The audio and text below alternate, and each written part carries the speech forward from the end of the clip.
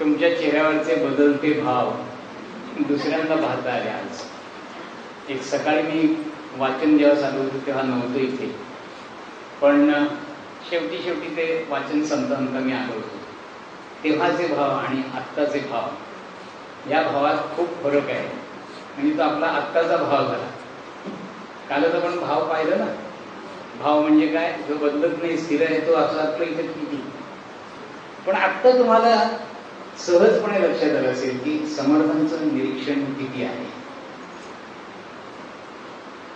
या समासाविषयी आणि या गोष्टीविषयी, मूर्ख लक्षण आहे, पडत मूर्ख लक्षण, अनेक जणांनी खूप काही लिहून ठेवले.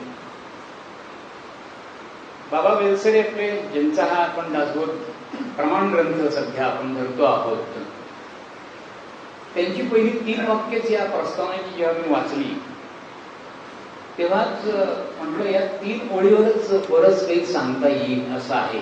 तसं सांगायचा हेतू नाही माझा, पण ती 3 ओळी तरी नक्की वाचून दाखवतो. म्हणजे प्रथमतः लक्षात येईल की आपण कशा पद्धतीने या मूर्ख लक्षणांकडे पाहायचं आहे. जगामध्ये फार पूर्वीपासून मूर्खांना समाजात मान्यता आहे. जगामध्ये फार पूर्वीपासून मूर्खांना समाजामध्ये मान्यता आहे. बरे, असा मानव समाज नाही की ज्यामध्ये मूर्खांचं अस्तित्व नाही. बघा. आणि 3रं वाक्य आहे, मोठमोठ्या विचारवंतांनी, तत्ववेत्यांनी, साहित्यिकांनी मूर्खांसंदर्भात सविस्तर लिहिले आहे. बघा, जगामध्ये मूर्खांना मान्यता आहे हे किती जणांना मान्य आहे आधी बघा. आणि मग लक्षात येतं की जर आपल्याला मान्यता असेल तर ती कशाला मान्यता आहे. इथून सुरुवात करूया की खरंच आहे मूर्खांना मान्य. आणि पुढचं तर वाक्य आणखी महत्वाचं आहे की मूर्खाची तशी व्याख्या करता येत नाही. हे तर आणखीन बाबा बेलसरेंचा की त्याला काय म्हणतात, क्रीम ऑफ दॅट प्रस्तावना म्हणता येईल. असं लोणी काय त्यातलं, नवनीत काय त्यातलं, तर मूर्खाची व्याख्या करता येत नाही. असं का बरं. मी वेगवेगळ्या संस्थांमध्ये काम करत असतो. तर आमचं एक विकास नावाची संस्था आहे. त्या विकास नावाच्या संस्थेमध्ये जिथे हे आपलं बालांचं काम चालतं ना, तसंच ते सगळीकडे चालतं. की बालशिबिरात जसं तिथे फक्त रोजचा 2 तासाचा वर्ग असतो. त्यात सूर्यनमस्कार शिकवले जातात, कराटे शिकवले जातात. जितकंसं काल अलकाबाईने हितगुज सांगितलं तसं काही गप्पा होतात, वनीकरण होतं. अशा बऱ्याच गोष्टींचं ते विकास नावाची संस्था आहे. गिरगावला 84 साली तिची स्थापना झाली संक्रांतीला. 85 साली ठाण्यात तो वर्ग सुरू झाला. असे अनेक ठिकाणी होते. त्यात ते कार्यकर्त्यांची एक मीटिंग असते. दर 14 ऑगस्टला रात्री आमच्या घरी पळसप्याला आम्ही सगळे जमायचो. आणि रात्रभर एक विषय दिलेला असायचा, त्यावर चर्चा असायची. आणि सकाळ एकदा झाली 15 ऑगस्ट झालं किंवा करणारा केलेला पळसप्यापासून चालत जायचं. मग ते काय पाऊस वगैरे सगळं ते असेल ते तथाकथित मूर्ख लक्षणातच बसेल असं, पण ते सगळं तिथे असायचं. पण ती 14च्या रात्रीला जी चर्चेला विषय खूप महत्वाचे गहन घ्यायचो. ते एकदा विषय दिला होता, मी शहाणा आहे किंवा मी शहाणा आहे. प्रत्येकाने लक्षात पॉझिटिव्ह सेंटेन्स घ्यायचं. तर या मी शहाणा याचा एक पुरावा द्या. पॉझिटिव्ह पुरावा देत आहे. मी वेडा नाही म्हणून शहाणा आहे हा पुरावा नाही. तर खरंच सांगतो, रात्री 11 वाजता चर्चा सुरू झाली आणि खूप मोठी माणसं होती. रवींद्र अरुण सारथी होते त्या चर्चेला. अरुण साधू होते. 3 अरुण माझ्या लक्षात येत. अरुण मणेरीकर होते, मुकुंद गोंधळेकर, फार मोठी माणसं वेगवेगळ्या क्षेत्रात काम करणार. काय रिझर्व्ह बँकेचे मोठे मॅनेजर होते, AGM म्हणून रिटायर्ड झाले आणि राजमाची ग्रामस्थ योजनेचे काम करायचे. तर ते होते सगळे असे. आणि एवढे विद्वान लोक, सगळे कार्यक्षेत्रात काम करणारे, वेगळ्या सामाजिक संस्थात काम करणारे. पण सकाळी 6ला सूर्योदय झाला, एकालाही सरपळ पुरावा देता आला नाही. मी शहाणा हे प्रूव्ह करणारा एकही पुरावा देता आला नाही. आणि वस्तुस्थिती. त्यामुळे मूर्खाची व्याख्या, बाबा बेलसरेंचं वाक्य असताना मला ते लक्षात आलं की खरंच आहे, मूर्खाची व्याख्या देता येत नाही. पण ज्या पद्धतीने आपला दासबोधाचा अभ्यास चाललाय तिथे समर्थाने आपल्याला खूप मदत केलेली. आणि ती मदत त्यांनी एका 7वी ओवी परत एकदा सगळ्यांनी वाचा, इतकी सुरेख आहे, म्हणजे मुद्दाम तेवढ्यासाठी वाचायचं नाही, इतकी महत्वाची आहे की त्यात त्यांनी बरोबर व्याख्याच सांगितली. मूर्ख कोणाला म्हणायचे त्याची त्यांनी 7व्या ओवीमध्ये व्याख्याच सांगितली. जे प्रापंचिक जन जयास नाही आत्मज्ञान, जे केवळ अज्ञान त्यांची लक्षणे. पु ल देशपांडे यांनी जेव्हा पहिल्यांदा केव्हा दासबोध, म्हणजे खरं तर त्यांचे आजोबा म्हणजे दुभाषी, त्यांचे आजोबा हे तर खरे रामदासांचे भक्त आणि त्यांच्याकडे दासबोध हा तर म्हणजे कायम असा होता. परंतु काय असतं कोण आठवत, पु ल देशपांडेंनी खूप वयाच्या उशिरा दासबोधाला हात घातला. अभ्यास म्हणून कदाचित लहानपणी आजोबा म्हणले असतील, त्यांना वाचूनही दाखवलं असेल वगैरे सगळं झालं असेल, पण जरा अभ्यास म्हणून त्यांनी खूप उशिरा पाहिला. त्यांना पर्किन्सन्स होण्याच्या आधी 1-2 महिने कदाचित त्यांनी तो पाहिला असेल. तेव्हा त्यांनी सुद्धा हेच वाक्य म्हणलं होतं की मूर्ख लक्षण आणि ओढत मूर्ख वाचल्यामुळे स्वतःच आत्मचरित्र वाचल्याचा आनंद झाला. आत्मचरित्र वाचल्याचा आनंद झाला. हे आपल्या सगळ्यांची लक्षणं आहेत. प्रापंचिक जन या सगळ्यांची लक्षणं आहेत. आणि समर्थांचं आणखीन वैशिष्ट्य असं की ते टिंगळटावाळी करून सोडून नाही दिलं. हा सर्वात महत्वाचा मुद्दा आहे. त्यागार्थ मूर्ख लक्षण कोणी गेलं, त्यागार्थ बोलायचे.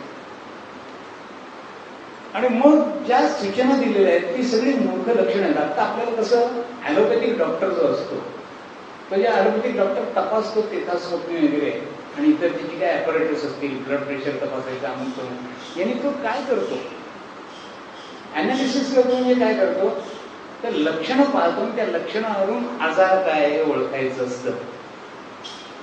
तशी ही लक्षणं आपल्याला दिसत आहेत. आपला आजार काय आहे तो एका वाक्यात आला, प्रापंचिक जन जयासी नाही आत्मज्ञान.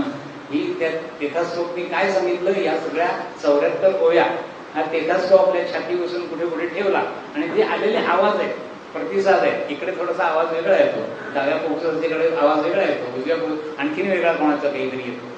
आणि मग लक्षात येतं समर्थांचं नुसतं निरीक्षण नव्हे तर त्या निरीक्षणाबरोबर त्यांनी किती विषय यात हाताळलेले आहेत, किती विषय हाताळले. सगळ्या सूचना पहा की यात आरोग्याच्या सूचना येऊन गेल्या.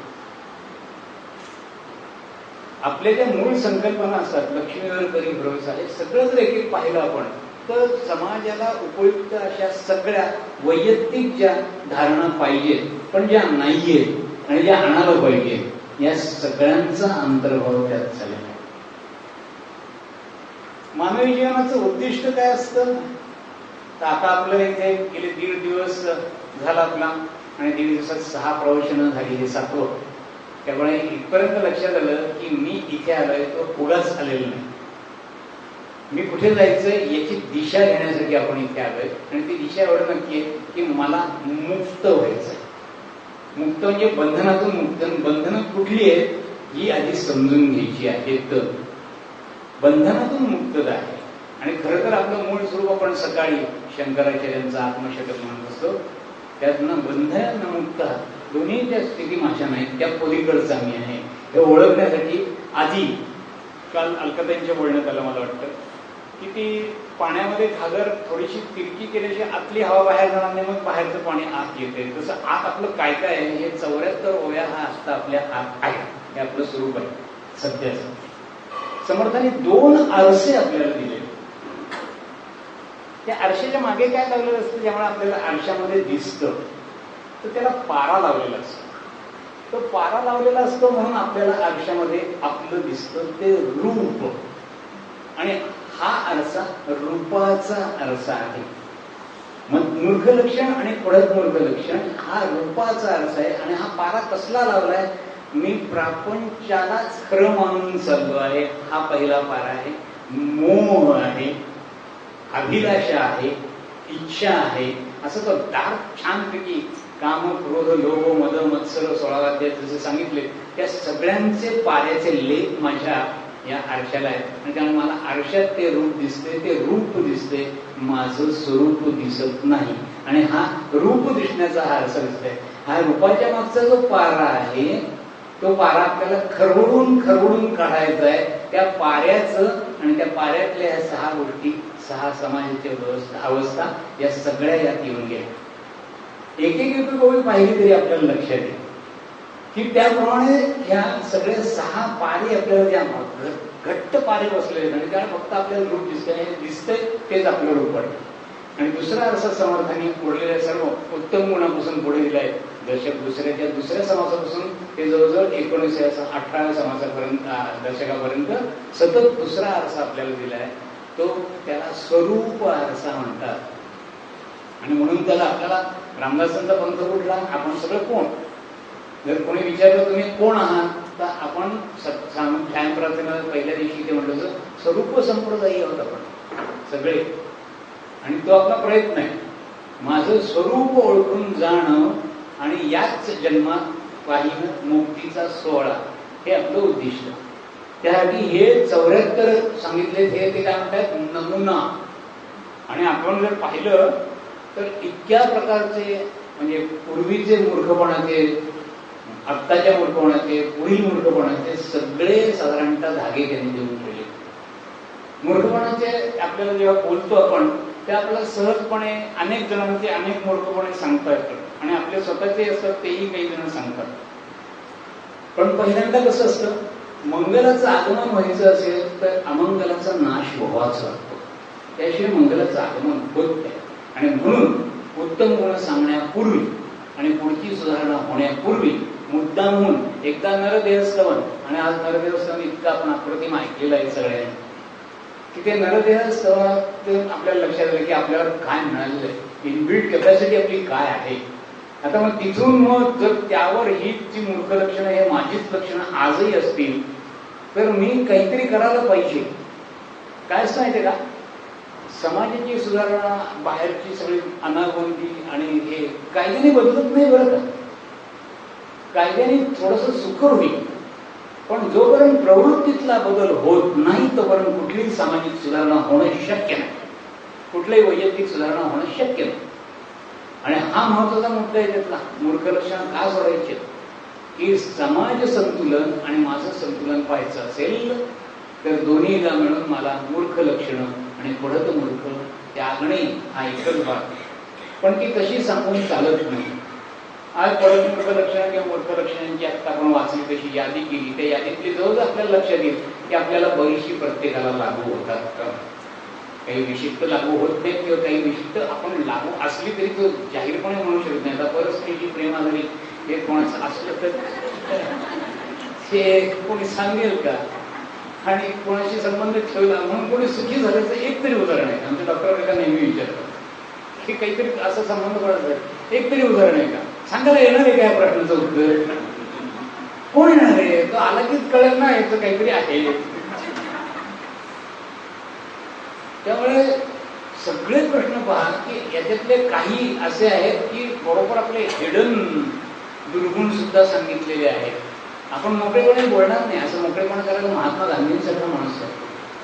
त्यांचं आपण केलं तर एवढ्यासाठी वाचा, खरेपणा त्यांच्या वैयक्तिक जीवनातला आलेला तो खरा.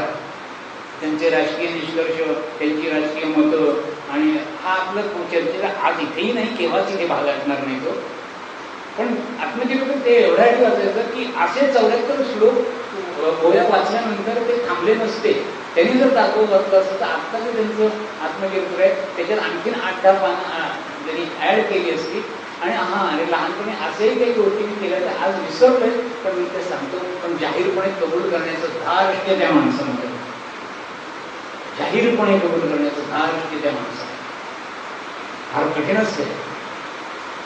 आणि इकडे जर आपल्याला मूर्ख लक्षणं एक एक पाहिली तर आता ते ओळीप्रमाणे जात नाही, पण मधल्या ज्याची हे पाहिजे विवरण थोडं पाहिजे तसं आपण जाऊया. आता प्रस्तुत विचारा लक्षणे सांगत आपण हे प्रापंचिक जन्मला जयाचे उदरी तयास तो विरोध करी. हा थोडंसं वाचताना असं वाटतं की हे कशा अर्थाने बोलतोय, पण कदाचित समर्थांची दूरदृष्टी असं म्हणावं, पण आज आपण तसं वागतोय. वृद्धाश्रमांची संख्या वाढते म्हणजे काय होते नेमकं? बायकोचं ऐकून का घरातल्या आणखीन कोणाचं ऐकून केलं हा माझा मुद्दा नाहीये. वृद्धाश्रम वाढतात म्हणजे आई वडिलांची अनादराने वागलं जातं एवढं माझं नक्की विधान. 2 प्रकारे वृद्धाश्रमात जाणारे लोक आता मी पाहिली. म्हणजे तिथे तर गेल्यावर वृद्धाश्रमात मी अनेक वृद्धाश्रमात जातो. ठाणे जिल्ह्यातल्या बऱ्याच वृद्धाश्रमाचा माझा वैयक्तिक संपर्क असतो. काय तर लक्षात येतं 2 गोष्टी मला तिथे लक्षात आल्या की जे प्रतिष्ठित आहेत समाजाच्या दृष्टीने, ज्यांना काही त्यांच्याकडे पैसे भरपूर आहेत, त्यांचीच मुलं त्यांचेच आई वडील तिथे वृद्धाश्रमात आहेत. चार्टर्ड अकाउंटंटचं मला सापडले, वकिलांचे सापडले, डॉक्टरांचे आई वडील सापडले, शेतकऱ्याचा मला नाही सापडला. गरीब खेड्यातल्या माणसाचा आई वडील मला तिथे नाही सापडले वृद्धाश्रमात. मग ती जास्त माणसं प्रामाणिक आहेत आणि ही सापडली. आता याच्यातलं त्यांनी तसे कारण म्हणून सांगितलेलं नाही, पण जन्माला जयाचे उदरी तयाशी जो विरोध करी हे तेव्हाही कुठेतरी घरातली भांडणं अमुकही असणार. काहीतरी कायमचं स्वरूपाचं सोल्युशन अशा स्वरूपात त्यांना एक सामाजिक प्रश्न तिथे मांडायचे.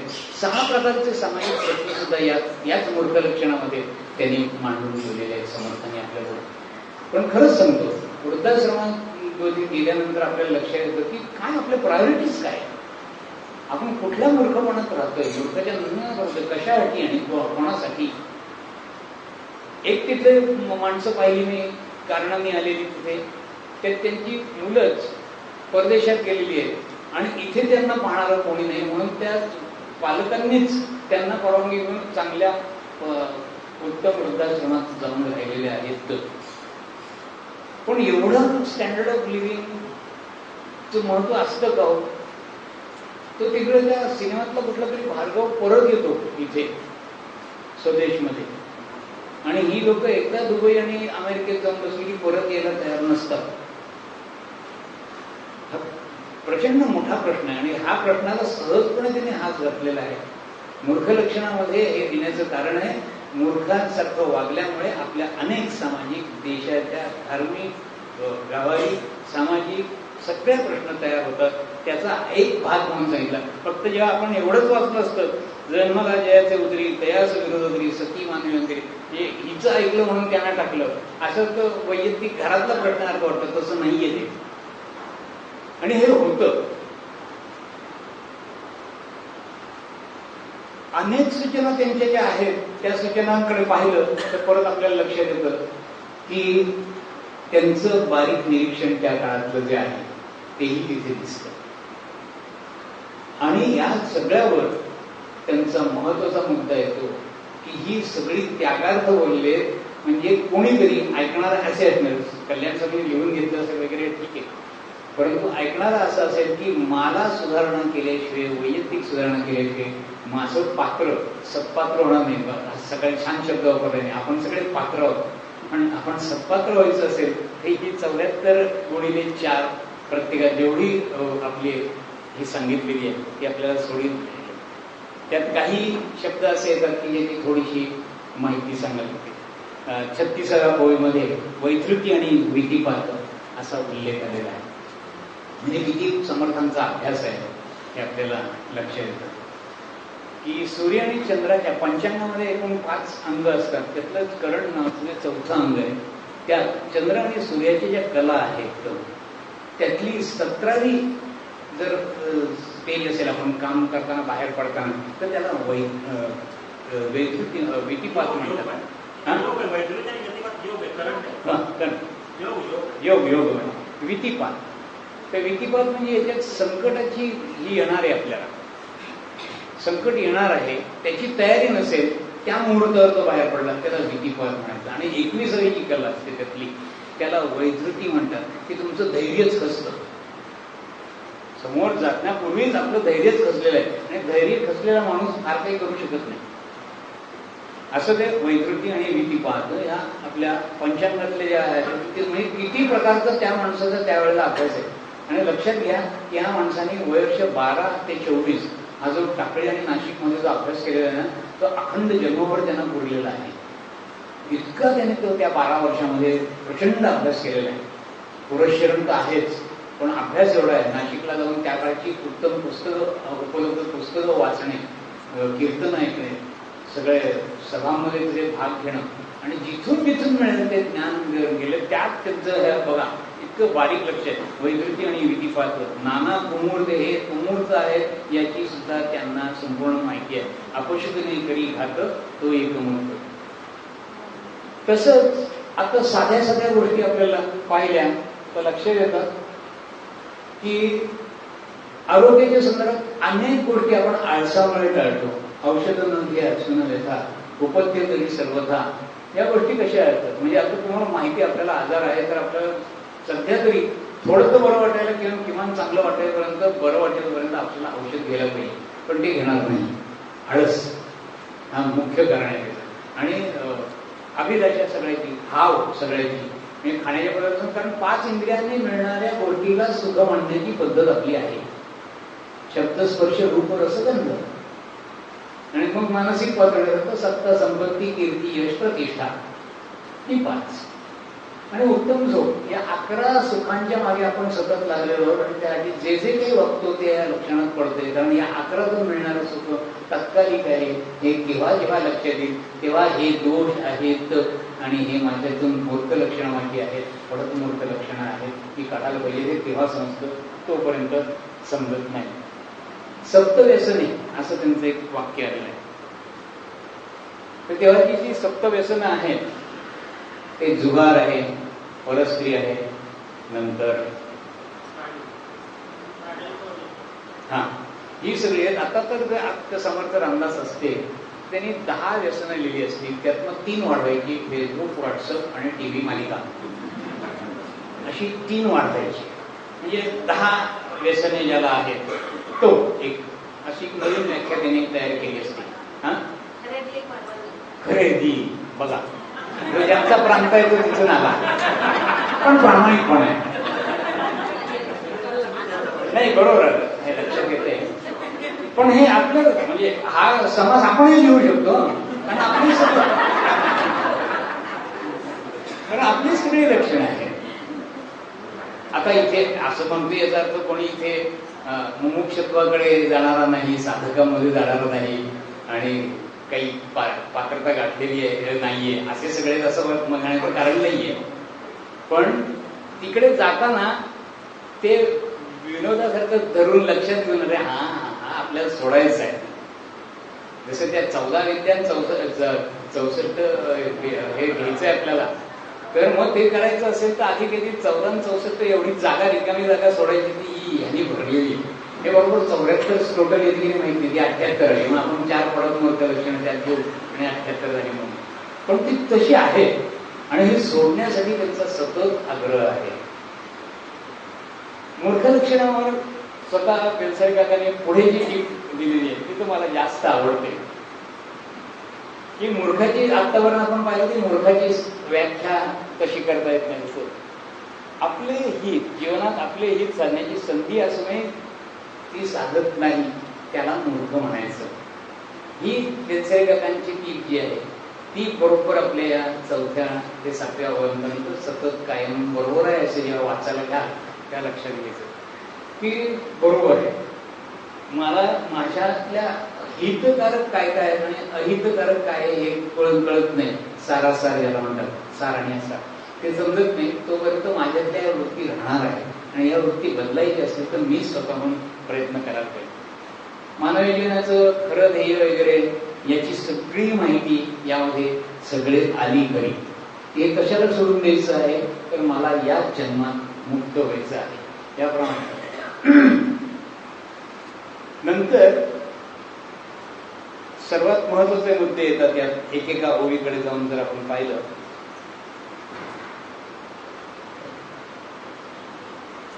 परपिढेचे मानी सुख, परसंतोषाचे माने दुःख, गेले वस्तूचा करी शोक, तो एक मूर्ख. याला एक वेगळा भाव सांगायचा की खरंच ही वृत्ती जी माणसाची असते, परपिढेचे मानी सुख, आणि ही खूप जणांकडे आहे.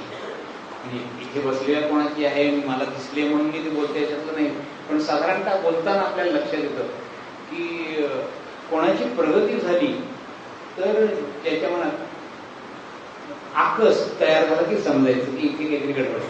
आणि आपल्या अवतीभोवताली अशा माणसांची बोलण्यात येतं असं काय करायला काही हे लागतं का, कसा पैसा मिळवला असेल वगैरे असं बोललं जातं. खरं त्यांनी कष्टाने कमवलेलं असेल, यांना जमवता आला नाही, पण ते तसं बोलत असतं. आणि याचा अर्थ तसा होतो की परत दुःख आणि दुसऱ्याचं प्रगती झाली आणखीन एक असेल या बाबतीत. म्हणजे आपस किंवा सूडबुद्धी, द्वेष किती प्रकारचा असतो. यात तिथे मला वेगळ्या तऱ्हेच्या समूहांशी बोलायचंय की बाहेर समाजामध्ये असे काही अनेक लोक आहेत की भारतीय संस्कृतीचं ज्ञान, मग ते ज्ञानेश्वरांनी सांगितलेलं असो, समर्थांनी सांगितलेलं असो, उपनिषदांनी सांगितलेलं असो, गीतेत सांगितलेलं असो, आणखी पुढे ह्या सगळ्याला नाकारण्यासाठी ते पहिली भूमिका त्यांचं भगवान श्रीकृष्ण हे भगवान न म्हणतात, त्यांना एक साधा माणूस, एक अलौकिक माणूस होता, मोठ्या गुणांचा माणूस होता, एवढंच समजतात. हाही त्यांच्याविषयीचा आकसच आहे. आणि हा जोपर्यंत त्यांच्या मनातला आकस आहे तोपर्यंत त्यांच्या मनातली बुद्धी ही मूर्ख लक्षणात पडणारी आहे. पण हे आपल्याला लक्षात येत नाही, ते तशा प्रकारे बोलत राहतात. आणि म्हणून मला हे म्हणजे परतपिढ्या या ठिकाणी पाहिले की ही लोक आपलीच भारतीयच लोक आहेत, पण आपल्या संस्कृतीच्या संदर्भातल्या या महत्वाच्या गोष्टींकडे दुश्वासासारखं पाहतात. कुठे काही मिळत असेल तर लगेच ते ताडून त्याचं करायचं आणि असं त्यांचं सुरू असतं. आणि इथे सावध राहावं लागतं. हा अर्थ म्हणजे समर्थांना जेव्हा परपिढीत ते वैयक्तिक पातळीवर किंवा सांसारिक पातळीवर बोललोय असं वाटेल, ते आहे.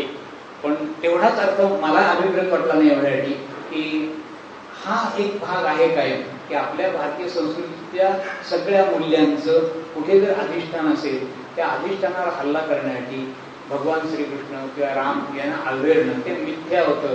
रामायण मिथ्या, महाभारत मिथ्या. अहो ते मिथ्या होतं, काही इतिहास नाही इथपासून जे म्हणत जायचं ते इथपर्यंत नुसतं तो त्या भगवान श्रीकृष्णाशी असलेला आकस आहे. आणि तो आकस सुद्धा या परसंतोषाचे मानी सुख, परपिढीचे मानी दुःख इथे तो येऊन मिळतो. समर्थांच्या आणि या मूर्ख लक्षणांच्या पडत मूर्ख लक्षणामध्ये, पडत मूर्ख लक्षणात तर आणखीन आपल्याला जास्त बोलता येईल खरं, पण त्यातले महत्वाची फक्त गोष्टी आहेत तेवढ्या मी बोलण्याचा प्रयत्न करतो. की पडत मूर्ख म्हणजे आत्ता ही जी आपण वाचली ही लक्षणं माझी आहेत हे मानसिकदृष्ट्या त्या माणसाला मान्य झालं, पण कळतंय पण ओळखत नाही. अशी जी एक स्थिती असते, कळतंय पण ओळखत नाही. आणि मग दोन प्रकार होऊ शकतात, तिथून दोन मार्ग आहेत.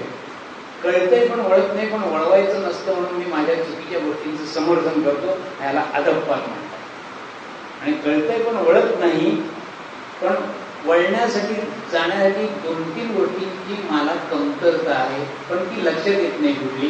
म्हणजे विवेक, वैराग्य वगैरे माझ्याकडे नाही, आणि या ठासून भरलेल्या गोष्टी मी सोडायला तयार नाही.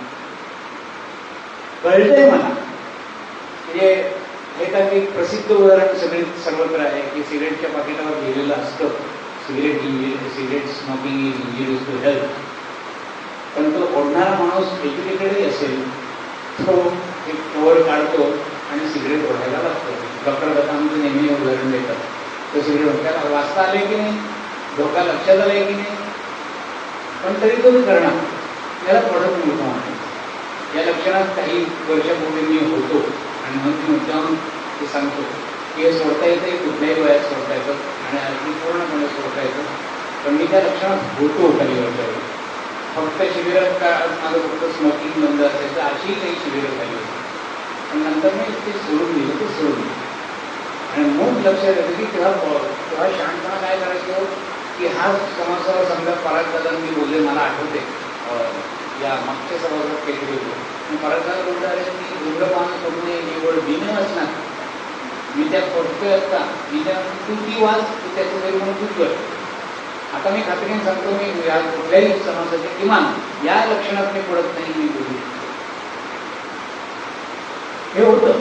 आणि हे सोडता येतं. मी आत्ता एवढ्यासाठी म्हणतोय की कदाचित इथे आपल्याला आता प्रवेश पत्रावरच आपण लिहिलं असतं की व्यसनी माणसाने तिथे प्रवेश नाही, पण याचा अर्थ असा नाही की व्यसनी जे असतील ते व्यसन सोडू शकत नाही. तेवढाच मला मुद्दा सांगायचा. जर कोणाला कुठलंही व्यसन असेल तर सोडता येतं, कुठल्याही वयात कधी कितीही घट्ट असलं तरी सुद्धा. एकदा निश्चय झाला ते निश्चय झाला आणि ते होऊ शकतं.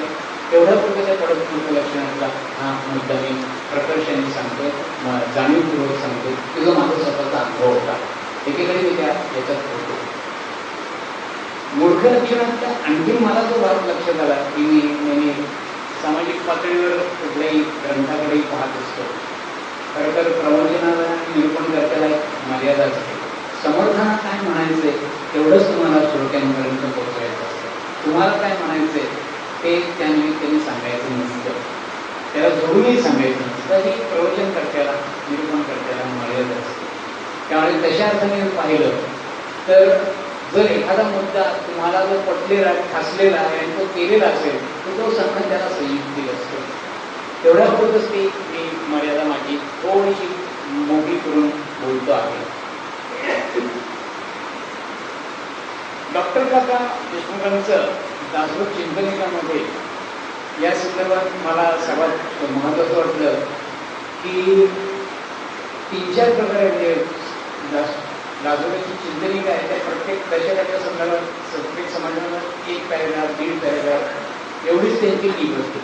त्या टीपेमध्ये तुम्ही नीट अभ्यास केला की लक्षात येतं की अरे हे सगळं सार त्या 1.5 पॅरेग्राफात 2 पॅरेग्राफात अर्ध्या पानात पाऊण पानात आलेला आहे. हा एकच समास असा आहे मूर्ख लक्षणाचा की आज मी दासबोध चिंतनिका पाहिली सहज आणि ते माझ्या लक्षात आलं की त्यामध्ये जवळजवळ त्यांनी 2.5 ते 3 पानं ही मूर्ख लक्षणावर एवढं सविस्तर निरूपण त्याबाबतीत किंवा चिंतनिका. कारण या चिंतनिकेत फक्त मुद्द्यावरचं चिंतन करून घ्यायचं आहे. या अर्थाचं जे विशदीकरण असेल मोकळं करून दाखवायचं असेल सविस्तर करून दाखवायचं असेल हे प्रवचन करता येतं निरूपण करता येतं तसंच असतं. पण त्यांना सुद्धा मूर्ख लक्षणावर डॉक्टर काकांनी 2.5-3 पानं एवढी लिहून ठेवले. हे अक्षरशः म्हणजे सर्वात जास्त लिहिलेला समाज कुठला असेल तर चिंतनिकामध्ये सुद्धा हा मूर्ख लक्षण आणि परत मूर्ख लक्षण आहे.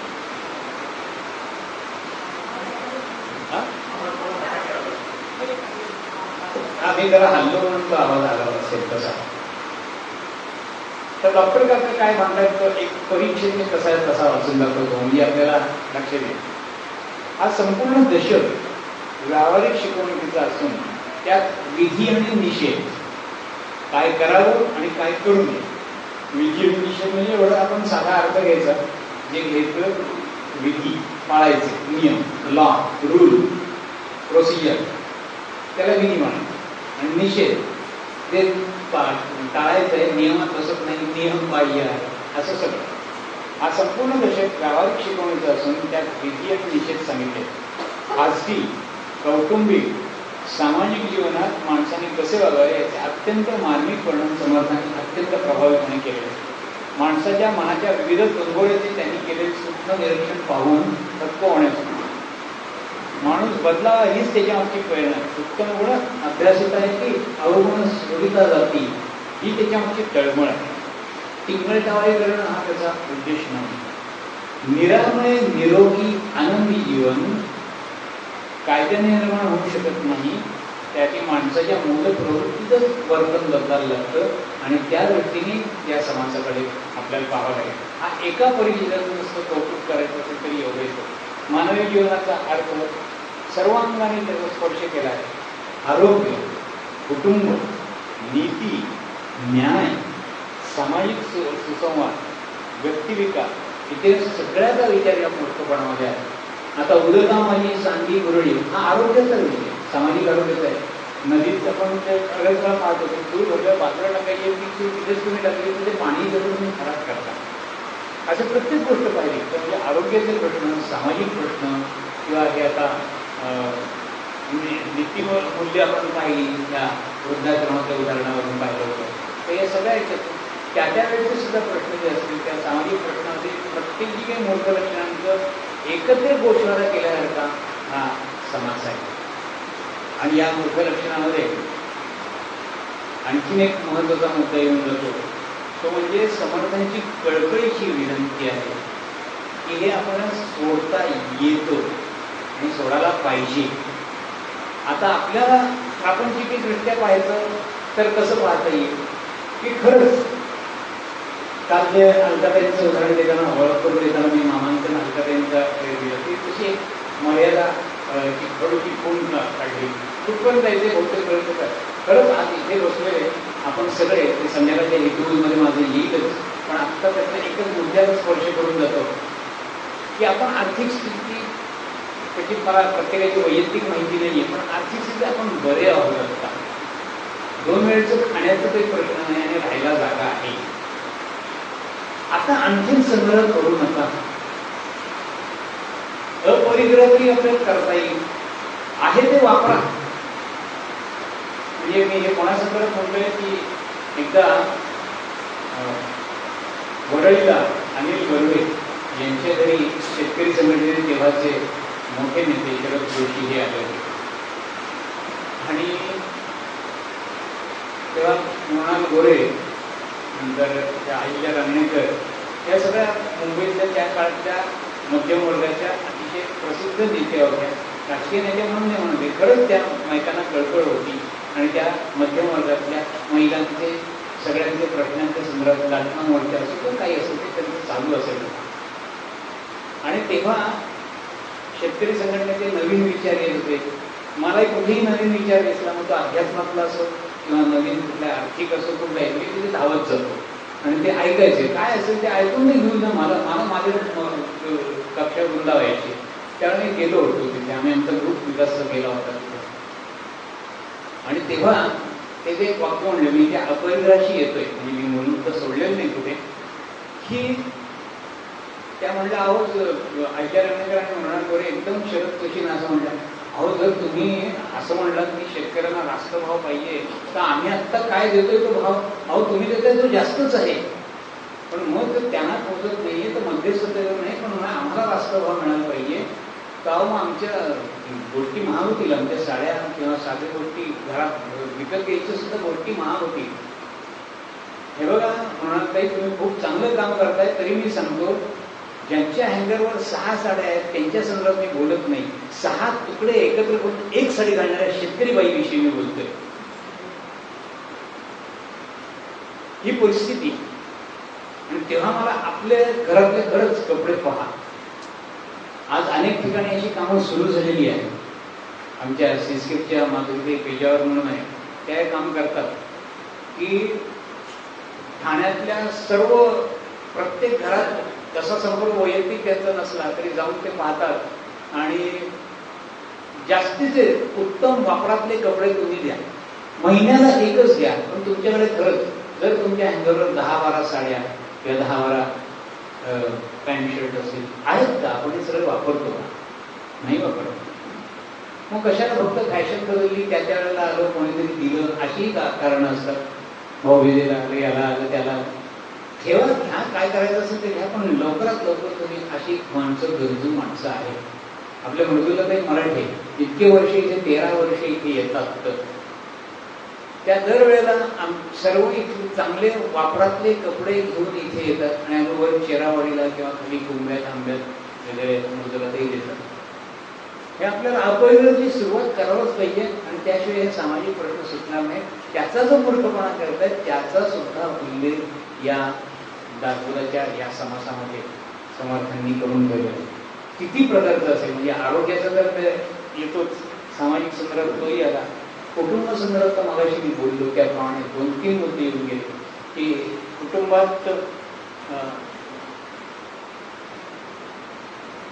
घरातल्या लोकांची वागण्याच्या पद्धतीत त्यांनी घरच्यावरी खाये दाडा असा शब्द वापरलाय आणि ही बऱ्याच जणांची मराठी पुरुषी लोकांची माफ करा मी त्यात आहे पण म्हणतोय की त्यांच्याकडेही जास्त आहे बाहेर दिन बापुडा 70 वर्षात एकही मराठी पंतप्रधान नाही दुय्यम स्थान म्हणजे त्या शब्दात मी शब्द वापरतोय वकिली मुतालिक ह्या मुतालिकांचा संबंध नाही वकिली मुतालिक करतो आम्ही महादाजी शिंदे तिथे जाणार आणि ते याला सांभाळणार औरंगजेबाच्या नातवाला सुद्धा सांभाळणार पण मीच तिथे होईल असं बाजीराव पहिल्या बाजीरावानंतर दुसरं कोणी नाही दिल्लीचं फक्त एकदा बोललं मराठी माणसाची ती नाहीच म्हणून घरच्यावर मात्र तो कसा करतो आपण आपलं वागणं पाहून पहा सगळ्यांना हे मुद्दा मोठे की सगळेजण आपण घरच्यावर एकदम म्हणजे असं सत्ता गाजवल्या तसं बोलतात, घरच्यावरही खाई गाडा बाहेरही न वापरा. हे मूर्ख लक्षण त्यागार्थ बोलले तर म्हणजे नेमकं काय करायचंय की निश्चित ध्येय असल्याशिवाय हे जमत नाही. तेव्हा आधी आपण आपल्या पुढचं ठरवूया. आज आपण असं गृहीत धरू की हे मी माझं चरित्र वाचलेलं आहे. माझं म्हणजे प्रत्येक आहे, भले सगळी उदाहरणं मला लागू आहेत अशातला भाग नाही, पण मला यातली काही लक्षणं लागतात ती नोंद करा, लिहा, खरंच लिहा. आणि मग या वर्षी यावर विवेक वैराग्याने हल्ला करत मी ती काढणार आहे. पुढच्या वर्षी किमान 74 लक्षणात पडत होतो, 72 लक्षणात पडालो, मग 56 गुण जमायला लागले, 36 गुण जमायला लागले. असं करत आपल्याला ते शून्यावर यायचंय आणि मग मुक्तीकडे वगैरे हा प्रवास करायचा आहे. खूप मोठा प्रवास आहे. त्यासाठी ते सांगतात त्यागार्थ मोठं लक्षण. तुम्ही घरून आलाय, आपल्या शिबिराचं दासबोध, प्रापंचिक दासबोध अभ्यास शिबिर असं नाव आहे, बरोबर? म्हणजे तुम्ही मिठीतून आलाय, म्हणजे यांच्या किंवा हिच्या, बरोबर का? मुठीतून आलाय तर मुठीतून सुटायचं, मिठीतून सुटायचं. आलाय कुठे? या जागेला समर्थाने नाव दिलंय सुंदर मठ. तर मिठीतून सुटलो, मठात आलो, माठ राहू नका.